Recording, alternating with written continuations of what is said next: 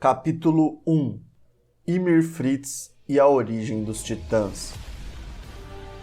Toda a história de Attack on Titan começa cerca de 2000 anos atrás na tribo de nome Eldia, quando seu rei manda atacar uma vila vizinha, matando algumas pessoas e tornando seus sobreviventes escravos, incluindo todas as mulheres e crianças do vilarejo.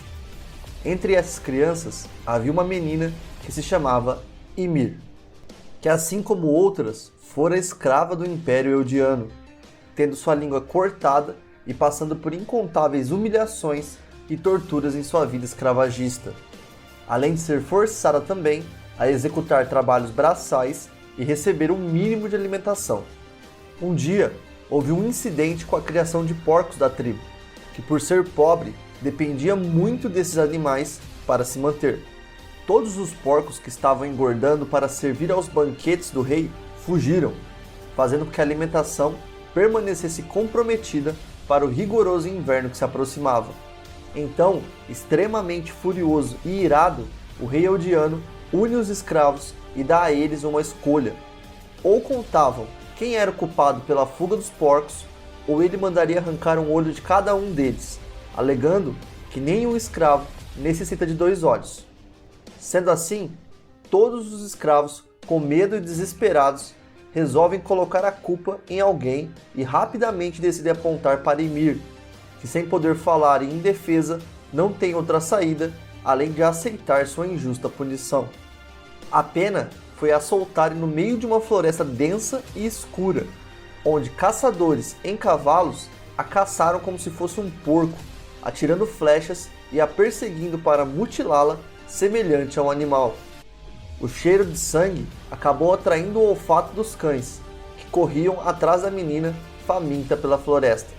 Então, com muito medo de ser devorada pelos cães, encontrou abrigo e buscou se esconder dentro de uma imensa árvore que possuía uma abertura semelhante a uma caverna, tendo em seu interior um espaço vasto e uma escuridão penetrante.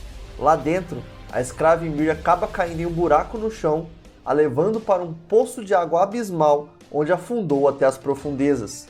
E foi lá, no profundo poço de água da árvore ancestral, imbuída em medo e pavor, que Ymir se encontra com uma criatura branca, mole e pegajosa, cheia de tentáculos, que tocou em suas costas e fundiu-se ao seu corpo, enraizando seus tentáculos na coluna vertebral da menina, causando assim uma enorme explosão na floresta, que levantou um imenso manto de fumaça e vapor, destruindo completamente a árvore gigante, dando origem assim ao primeiro titã da história. Ymir, agora de posse de todos os poderes do titã, não entende muito bem sua nova realidade, e somente quando finalmente volta à sua forma humana, sem saber para onde ir ou o que fazer, decide pedir ajuda ao rei que a condenou à morte. Ela mostra como poderia ser útil para ele com seus poderes, e sendo uma inocente menina, não compreende a extensão de sua força, muito menos que seria capaz de dizimar seu outrora tirano. E não entendendo direito como usar seus poderes, muito menos como se transformar, leva um tempo até que o rei de Eldia a aceite de volta.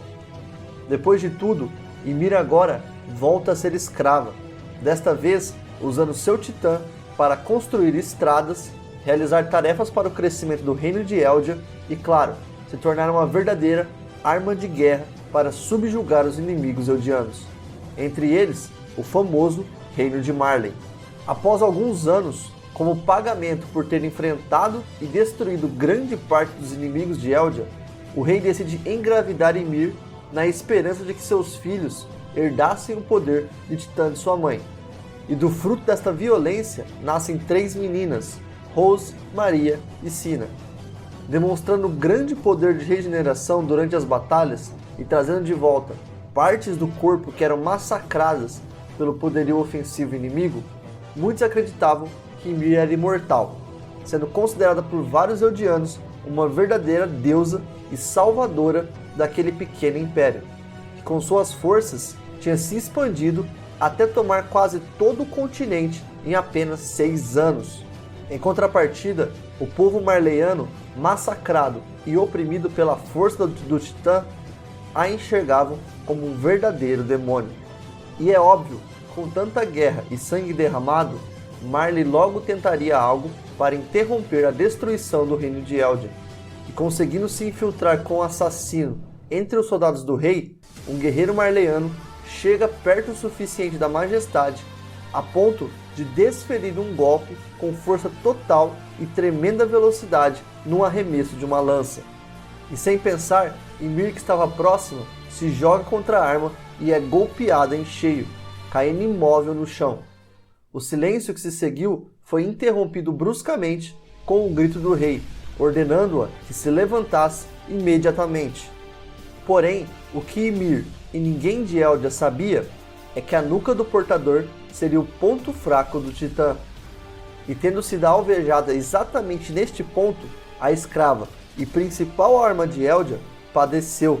O rei agora entra em completo desespero, pois com tantos inimigos conquistados ao longo dos anos e sem sua principal arma, agora ele estava indefeso e em breve seria dominado e massacrado por Marley. O mais triste é que enquanto as filhas sofriam a morte da mãe, o inescrupuloso líder eldiano, em sua última tentativa abominável de não perder a vantagem militar, esquarteja Ymir e entrega para Rose, Maria e Sina comerem todo o seu corpo. O primeiro ato de canibalismo no mundo de Attack on Titan, e também início do ritual que se seguiria por gerações em Eldia. A portadora do Titã Fundador teve uma morte tão melancólica e sofrida quanto fora sua própria existência.